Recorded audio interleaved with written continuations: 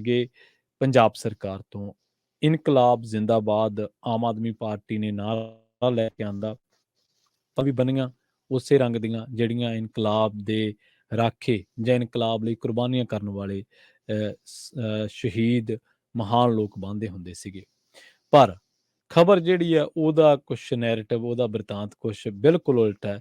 ਖਬਰ ਕਹਿ ਰਹੀ ਹੈ ਕਿ ਭਗਤ ਸਿੰਘ ਦੇ ਵਾਰਸਾਂ ਨੂੰ ਨਹੀਂ ਲੱਭ ਰਹੇ ਭਗਤ ਸਿੰਘ ਸਨਮਾਨ ਦੇ ਲਈ ਪੰਜਾਬ ਦੇ ਵਿੱਚੋਂ ਨੌਜਵਾਨ। ਕੱਲ੍ਹ ਹੀ ਤੁਸੀਂ ਦੱਸ ਕੇ ਹਟੇ ਆ ਕਿ ਕਿੱਡੀ ਵੱਡੀ ਗਿਣਤੀ ਹੈ ਪੰਜਾਬ ਦੇ ਵਿੱਚ ਨੌਜਵਾਨਾਂ ਦੀ।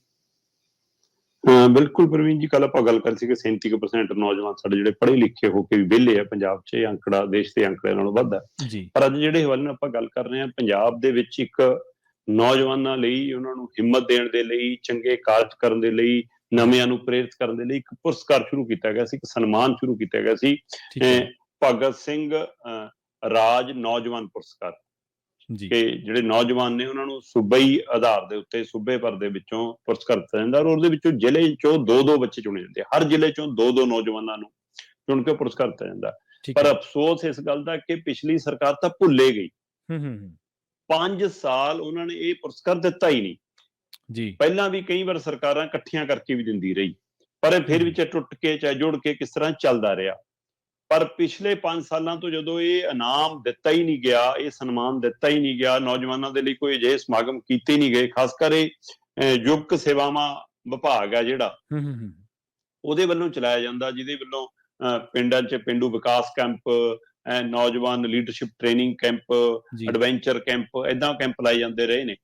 ਸੋ ਇਸ ਲਈ ਉਸ ਹਵਾਲੇ ਨਾਲ ਇਹ ਤਾਂ ਕਿ ਨੌਜਵਾਨ ਦੇਸ਼ ਭਰ ਦੇ ਵਿੱਚ ਜੋ ਤਬਦੀਲੀਆਂ ਆ ਰਹੀਆਂ, ਦੁਨੀਆ ਜੋ ਤਬਦੀਲੀਆਂ ਆ ਰਹੀਆਂ, ਨਵੀਂ ਲੀਡਰਸ਼ਿਪ ਉੱਭਰ ਸਕੇ, ਨਵਾਂ ਵਿਚਾਰ ਉੱਭਰ ਸਕੇ, ਉਹਦੇ ਲਈ ਇਹ ਤਿਆਰ ਕਰਨ ਦਾ ਕੰਮ ਕਰਦਾ। ਹੂੰ ਹੂੰ ਪਰ ਲਗਭਗ ਇਹਨਾਂ ਕੋਲ ਪਿਛਲੇ 5 ਸਾਲਾਂ 'ਚ ਤੇ ਆ ਹੁਣ 1 ਸਾਲ, 6 ਸਾਲ ਲਗਭਗ ਇਹਨਾਂ ਕੋਲ, ਇਸ ਵਿਭਾਗ ਕੋਲ ਕਰਨ ਲਈ ਕੁਝ ਨਹੀਂ ਸੀ, ਕਿਉਂਕਿ ਪੱਲੇ ਦਾਣਾ ਹੀ ਨਹੀਂ ਸੀ ਤੇ ਕਿਸੇ ਨੇ ਕੋਈ ਹੁੰਗਾਰਾ ਨਹੀਂ ਦਿੱਤਾ। ਇਸ ਲਈ 6 ਸਾਲ ਤੋਂ ਇਹ ਮਹਿਕਮਾ ਬਿਲਕੁਲ ਡਿੱਡ ਪਿਆ।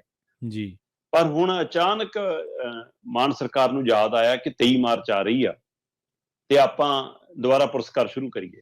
ਠੀਕ ਹੈ। ਤੇ ਰੂਟੀਨ ਦੇ ਵਿੱਚ ਹਮੇਸ਼ਾ ਜਦੋਂ ਸਰਕਾਰ ਆਪਣੀਆਂ ਗਲਤੀਆਂ ਨੂੰ ਦੁਰਸਤ ਕਰਦੀਆਂ ਨੇ, ਤਦੋਂ ਇਹੀ ਹੁੰਦਾ ਕਿ ਪਿਛਲੇ ਪੁਰਸਕਾਰ ਵੀ ਸਾਰੇ ਇਕੱਠੇ ਦੇ ਦਿੱਤੇ ਜਾਂਦੇ ਹੁੰਦੇ ਨੇ। ਪਰ ਮਾਨ ਸਰਕਾਰ ਕਹਿੰਦੀ ਪਿਛਲਿਆਂ ਵਾਲਾ ਸਾਨੂੰ ਕੋਈ ਠੇਕਾ ਨਹੀਂ, ਅਸੀਂ ਆਪਣੇ ਵਾਲਾ ਦੇਵਾਂਗੇ। ਠੀਕ ਹੈ। ਸੋ 2021 ਤੇ 22 ਦੇ ਲਈ ਬਕਾਇਦਾ ਨਾਮ ਮੰਗੇ ਗਏ ਪੰਜਾਬ ਦੇ ਜ਼ਿਲ੍ਹਿਆਂ ਚੋਂ। ਮਤਲਬ ਹੁਣ 46 ਇਨਾਮ ਬਣਦੇ ਨੇ, 46 ਨੌਜਵਾਨ ਲੱਭਣੇ ਨੇ ਪੰਜਾਬ ਚੋਂ, ਹਰੇਕ ਜ਼ਿਲ੍ਹੇ ਚੋਂ 2-2 ਜਵਾਕ ਜੀ ਤੇ ਉਹ 46 ਨੌਜਵਾਨ ਲੱਭਣ ਲਈ ਜਦੋਂ ਪੰਜਾਬ ਸਰਕਾਰ ਨੇ ਪ੍ਰਵੀਨ ਜੀ ਇਸ਼ਤਿਹਾਰ ਦਿੱਤਾ ਜਾਂ ਯੁਵਕ ਸੇਵਾ ਵਿਭਾਗ ਨੇ ਮੰਗ ਕੀਤੀ, ਉਹ ਵਾਇਆ ਡੀਸੀ ਆਉਂਦੇ ਨੇ ਨਾਮ। ਠੀਕ ਹੈ। ਸੋ ਉਹਦੇ ਲਈ ਮਤਲਬ ਕਿ 30 ਨਵੰਬਰ ਤੱਕ ਦਾ ਸਮਾਂ ਮਿੱਥਿਆ ਕਿ 30 ਨਵੰਬਰ ਤੱਕ ਉਹ ਨਾਮ ਪੂਰੇ ਆ ਜਾਣ। ਹੁੰਦਾ ਕੀ ਹੈ ਕਿ ਹਰੇਕ ਜ਼ਿਲ੍ਹੇ ਦੇ ਡੀਸੀ ਵੱਲੋਂ 5 ਜਾਂ 6 ਨਾਮਾਂ ਦੀ, ਘੱਟੋ ਘੱਟ 5 ਨਾਮ ਤਾਂ ਮੰਨੇ ਜਾਂਦੇ ਨੇ, ਕੋਈ ਲਿਸਟ ਬਣਾ ਕੇ ਭੇਜਦੇ ਨੇ।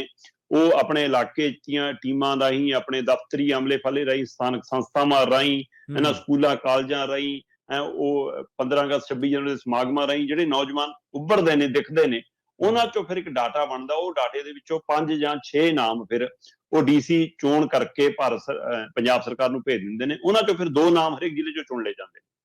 ਠੀਕ ਹੈ, ਜਿਹੜਾ ਪ੍ਰੋਸੈਸ ਹੈ ਇਸ ਤਰ੍ਹਾਂ 46 ਪੁਰਸਕਾਰ ਮਿਲਣੇ ਹੁੰਦੇ ਨੇ, ਜਿਹਦੇ ਵਿੱਚ ਉਸ ਨੌਜਵਾਨ ਨੂੰ 51,000 ਦੀ ਰਾਸ਼ੀ, ਇੱਕ ਮੈਡਲ, ਸਰਟੀਫਿਕੇਟ, ਹੈ ਨਾ, ਉਹ ਸਾਰਾ ਕੁਝ ਦੇ ਕੇ ਸਨਮਾਨਿਤ ਕੀਤਾ ਜਾਂਦਾ। ਜੀ ਹੁਣ ਹੋਇਆ ਕੀ ਕਿ 9 ਜ਼ਿਲ੍ਹੇ ਅਜਿਹੇ ਨਿਕਲੇ ਪ੍ਰਵੀਨ ਜੀ ਕਿ ਜਿਨ੍ਹਾਂ ਵਿੱਚੋਂ ਇੱਕ ਵੀ ਨਾਮ ਨਹੀਂ ਆ ਸਕਿਆ, ਇੱਕ ਵੀ ਬੰਦਾ ਨਹੀਂ ਲੱਭਿਆ ਡੀਸੀਆਂ ਨੂੰ ਜੀ।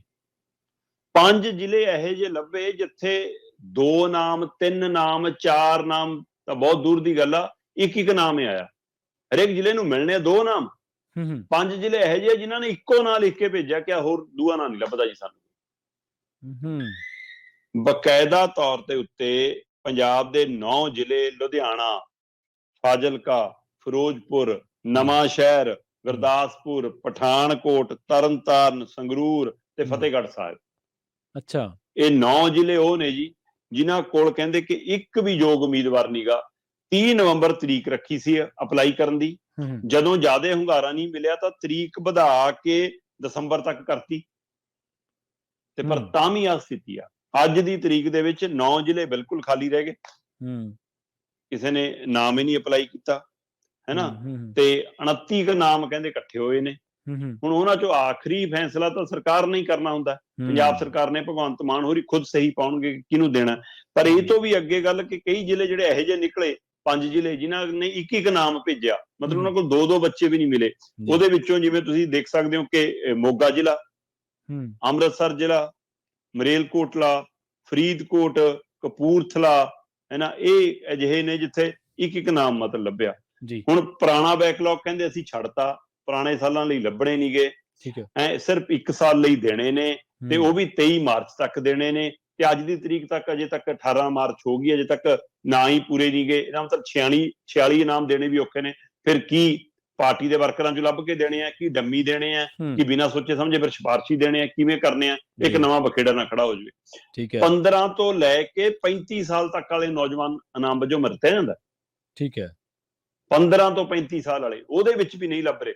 ਹੁਣ ਇਹ ਆਪਣੇ ਆਪ 'ਚ ਵੱਡਾ ਸਵਾਲ ਖੜਾ ਹੋ ਗਿਆ। ਮੀਥੇਰ ਕਹਿੰਦੇ ਅਸੀਂ ਸ਼ਰਤਾਂ 'ਚ ਵੀ ਤਬਦੀਲੀਆਂ ਕਰਨ ਬਾਰੇ ਸੋਚ ਰਹੇ ਹਾਂ ਜੀ। ਫਿਰ ਹੁਣ ਇਹਦੇ ਨਾਲ ਲੱਭਣ ਪਿੱਛੇ ਕੀ ਕਰਨਾ? ਕਿ ਯੁੱਗ ਸੇਵਾ ਵਿਭਾਗ ਸਾਡਾ ਜਿਹੜਾ ਡੈਡ ਪਿਆ ਉਹ ਕਰਨਾ ਹੈ। ਇਹ ਨੌਜਵਾਨਾਂ ਦੇ ਕੈਂਪ ਨਹੀਂ ਲੱਗਦੇ, ਸਕੂਲਾਂ ਕਾਲਜਾਂ ਦੇ ਉਹੋ ਜਿਹੇ ਬੱਚੇ ਅੱਗੇ ਨਹੀਂ ਆ ਪਾ ਰਹੇ, ਕੋਈ ਸਾਡੇ ਇਲੈਕਸ਼ਨ ਨਹੀਂ ਹੁੰਦੀ ਇੱਥੇ ਯੂਨੀਵਰਸਿਟੀਆਂ ਕਾਲਜਾਂ ਦੀ, ਉਹਦੇ ਕਾਰਨ ਨਵੀਂ ਲੀਡਰਸ਼ਿਪ ਨਹੀਂ ਉੱਭਰ ਪਾਉਂਦੀ ਹੈ। ਸੋ ਇਹ ਕਾਰਨ ਹੈ। ਜਾਂ ਜਿਹੜਾ ਜਵਾਕ ਸਾਡਾ 10ਵੀਂ 12ਵੀਂ ਕਰਕੇ ਵਿਦੇਸ਼ਾਂ ਨੂੰ ਉੱਡ ਰਿਹਾ, ਉਹ ਇੱਕ ਕਾਰਨ ਹੈ। ਸੋ ਇਹ ਕਾਰਨ ਪੰਜਾਬ ਕੱਲੀ ਸਵਾਲ ਸਰਕਾਰ ਦਾ ਨਹੀਂ ਹੈ ਜੀ। ਇੱਥੇ ਖਾਮੀ ਇਹ ਮਾਨ ਸਰਕਾਰ ਦੀ ਖਾਮੀ ਨਹੀਂ ਹੈ ਕੋਈ ਇਹਦੇ ਵਿੱਚ। ਹੁਣ ਤਾਂ ਆਇਆਂ ਨੂੰ ਸਾਲ ਹੋਇਆ। ਇਹਦਾ ਮਤਲਬ ਇਹ ਸਾਡੇ ਸਿਸਟਮ ਦੀ, ਸਾਡੇ ਸਮਾਜ ਦੀ, ਸਾਡੇ ਪੂਰੇ ਪ੍ਰਸਾਰੇ ਦੀ ਉਹਦੀ ਖਾਮੀ ਹੈ ਕਿਤੇ। ਠੀਕ ਹੈ ਕਿ ਇਸ ਲਈ ਇਸ ਗੱਲ ਤੇ ਗੌਰ ਕਰਨ ਦੀ ਲੋੜ ਹੈ ਕਿ ਪੱਗ ਬੰਨ ਲੈਣਾ, ਹੈ ਨਾ, ਭਗਤ ਸਿੰਘ ਦਾ ਨਾਅਰਾ ਲਾ ਲੈਣਾ, ਹੈ ਨਾ, ਉਹ ਵੀ ਗਿਆ ਸੀਗਾ। ਮਨਪ੍ਰੀਤ ਬਾਦਲ ਨੂੰ ਵੀ ਭਗਤ ਸਿੰਘ ਯਾਦ ਆਇਆ ਸੀ ਬਾਦਲਾਂ ਤੋਂ ਬਾਹਰ ਨਿਕਲ ਕੇ। ਉਹ ਨਹੀਂ ਗੱਲ ਬਣੀ ਤਾਂ ਫਿਰ ਹੁਣ ਕਮਲ ਦਾ ਫੁੱਲ ਵੀ ਮਨਜ਼ੂਰ ਹੈ, ਹੁਣ ਭਾਰਤ ਮਾਤਾ ਵੀ ਮਨਜ਼ੂਰ ਹੈ, ਹੁਣ ਹਰ ਹਰ ਮੋਦੀ ਹੈ। ਫਿਰ ਬਿਲਕੁਲ। ਸੋ ਇਸ ਲਈ ਤੁਸੀਂ ਕਿਹੜਾ ਰੰਗ ਪਲਟ ਸਕਦੇ ਹੋ? ਰਾਜਨੀਤੀ ਲਈ ਕੁਛ ਨਹੀਂ। ਹਾਂ, ਭਗਵੰਤ ਮਾਨ ਕਹਿੰਦੇ ਭਗਤ ਸਿੰਘ ਨਾਲ ਯਾਰੀ ਉਹੀ ਹੈ ਨਾ, ਚਾਹੇ ਗਾਂਧੀ ਵਾਲੇ ਕੇਜਰੀਵਾਲ ਨਾਲ ਹੱਥ ਮਿਲਾਉਣਾ ਪੈ ਜਾਵੇ, ਫਿਰ ਉਧਰ ਜਾਰੀ ਹੈ ਜੀ। ਸੋ ਇਸ ਲਈ ਇਹ ਕੁਝ ਵੀ ਮਤਲਬ ਕਿ ਕਰ ਸਕਦੇ ਨੇ ਰਾਜਨੀਤੀ ਦੇ ਲਈ। ਪਰ ਸਵਾਲ ਇਹ ਹੈ ਕਿ ਪੰਜਾਬ ਦੇ ਨੌਜਵਾਨਾਂ ਦੇ ਲਈ ਤੁਹਾਡਾ ਕਿਹੜਾ ਰੋਡ ਮੈਪ ਹੈ? ਉਹ ਇੱਥੋਂ ਝਲਕਦਾ ਕਿ ਜਿਹੜੇ ਭਗਤ ਸਿੰਘ ਦੇ ਵਾਰਸ ਨੇ ਉਹਨਾਂ ਕੋਲ ਵੀ ਪੰਜਾਬ ਦੇ ਨੌਜਵਾਨਾਂ ਲਈ ਕੋਈ ਰੋਡ ਮੈਪ ਨਹੀਂ ਅਜੇ ਤੱਕ। ਤੇ ਪਹਿਲਿਆਂ ਨੇ ਤਾਂ ਬੰਦੇ ਕਰਤਾ ਸੀ ਕਿ ਤਾਲਾ ਹੀ ਲਾ ਦਿਓ ਇਹੋ ਜਿਹੇ ਇਨਾਮਾਂ ਨੂੰ, ਆਪਾਂ ਕੀ ਕਰਨਾ। ਤੇ ਇਹਨਾਂ ਨੇ ਆ ਕੇ ਜੇ ਸ਼ੁਰੂ ਕਰਨ ਦੀ ਕੋਸ਼ਿਸ਼ ਕੀਤੀ ਆ, ਪਰ ਇਹਨਾਂ ਨੂੰ ਵੀ ਜੇ ਨੌਜਵਾਨ ਨਹੀਂ ਮਿਲ ਰਹੇ ਤਾਂ ਉਹਦੇ ਲਈ ਇਹਨਾਂ ਨੂੰ ਸੋਚਣ ਦੀ ਲੋੜ ਹੈ ਕਿ ਸਾਨੂੰ ਪੰਜਾਬ ਦੇ ਨੌਜਵਾਨਾਂ ਨੂੰ ਅੱਗੇ ਲਿਆਉਣ ਲਈ ਕਰਨਾ ਕੀ ਆ। ਉਹਦੀ ਯੋਜਨਾ ਤੇ ਕੋਈ ਕੰਮ ਨਹੀਂ। ਅੱਜ 46 ਦਾ ਇਨਾਮ ਦੇਣ ਦਾ ਡਰਾਮਾ ਜ਼ਰੂਰ ਹੋਊਗਾ। ਉਹ 'ਚੋਂ 29 ਨਾਂ ਹੀ ਅਜੇ ਤੱਕ ਆਏ ਨੇ, ਉਹ 'ਚੋਂ ਕਿੰਨਿਆਂ ਨੂੰ ਮਿਲਦਾ, ਕਿੰਨਿਆਂ ਨੂੰ ਨਹੀਂ। ਪੂਰੇ 46 ਮਿਲਦੇ ਨੇ। ਹਾਂ, ਤੁਹਾਨੂੰ ਇਸ਼ਤਿਹਾਰਾਂ ਦੇ ਰੂਪ ਦੇ ਵਿੱਚ ਜ਼ਰੂਰ ਮਿਲੂਗਾ ਕਿ ਭਗਤ ਸਿੰਘ ਦੇ ਵਾਰਸਾਂ ਨੇ ਭਗਤ ਸਿੰਘ ਦੇ ਰਾਹ ਤੇ ਚੱਲਣ ਵਾਲੇ ਨੌਜਵਾਨਾਂ ਨੂੰ ਇਨਾਮ ਦਿੱਤੇ। ਇਹਦੇ ਇਸ਼ਤਿਹਾਰ ਫੁੱਲ ਪੇਜ ਦੇ ਛਪਣਗੇ। ਉਹ ਆਪਾਂ 23 ਮਾਰਚ ਤੋਂ ਬਾਅਦ ਗੱਲ ਕਰ ਲਾਂਗੇ। ਜੀ ਬਿਲਕੁਲ ਬਿਲਕੁਲ, 23 ਮਾਰਚ ਤੋਂ ਬਾਅਦ ਹੀ ਗੱਲ ਹੋਊਗੀ। ਹੁਣ ਤਾਂ ਇਸ ਮਸਲੇ ਤੇ